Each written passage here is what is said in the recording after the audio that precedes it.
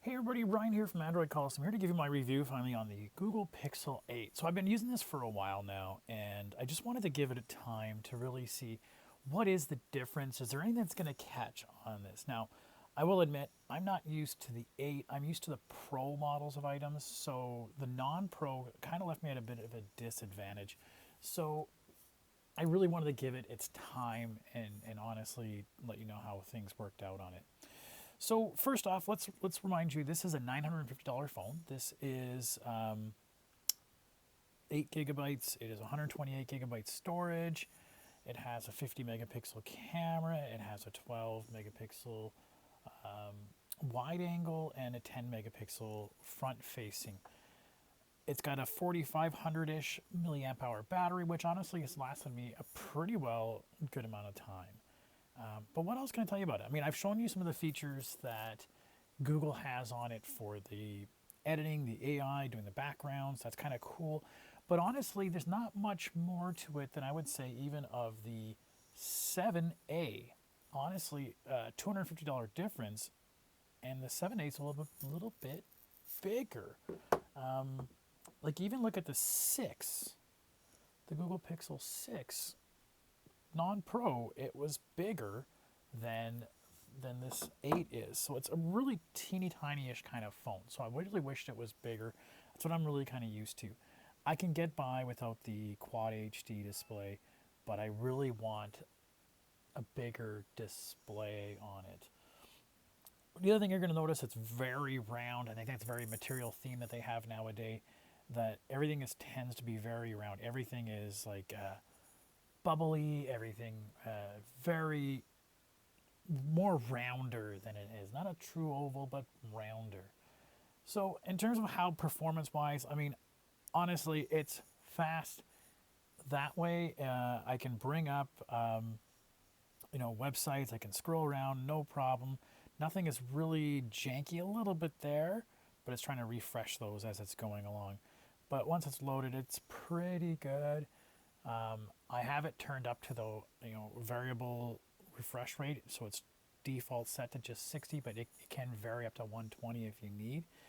So not too bad. One thing I did notice was really kind of weird was that every once in a while, if I would go into I have an audiobook downloaded, I would play it on the on device of my Google Play Music or YouTube Music. It would, next time I'd go into it, I'd have to start over from the beginning. So it sort of lost its place in those books where I've never had that with the 7 Pro before. So I don't know if that's a RAM issue or something there that it needs to just make sure it stays in the background. I do gotta admit, the fingerprint sensor works pretty good. No complaints there. But the face unlocking is, of course, now I'm going to make it do it. There you go. I mean, you saw in the beginning, is actually, as soon as I just even picked up towards my face, it would work out very well. So I have it so it automatically recognizes my face and then unlocks immediately. And that works almost better than so I've almost never had to use the fingerprint sensor. Sure, use it in a dark movie theater or at bed at night. It's a little bit harder to do that, but that's your fingerprint sensor works just as well. So, I mean, outside of that kind of features, this is a decent phone. The camera takes good pictures, but I am missing that zoom in feature that you can have.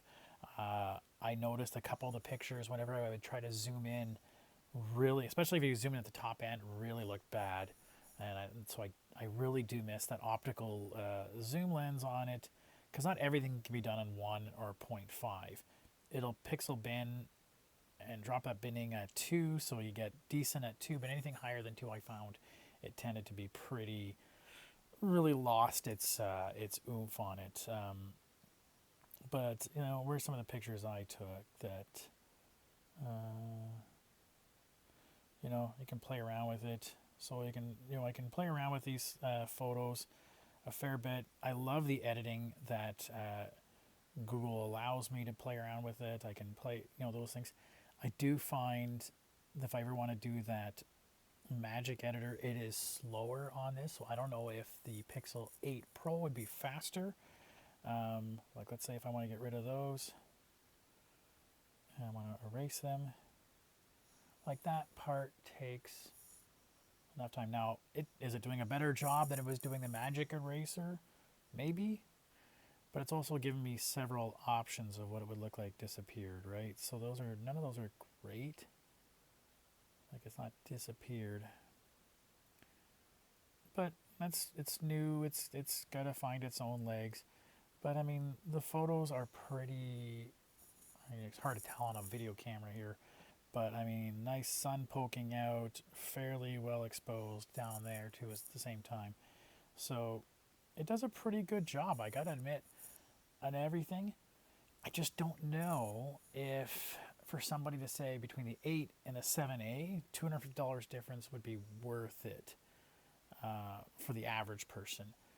Now going from the 950 to I think it's 1,100 bucks for the Pro, I think that's going to be definitely worth it, but I'm hoping to get a chance to review that. Anyways, I'll have a review up on the website. If you have any questions, please feel free to reach out. Thanks so much, everybody.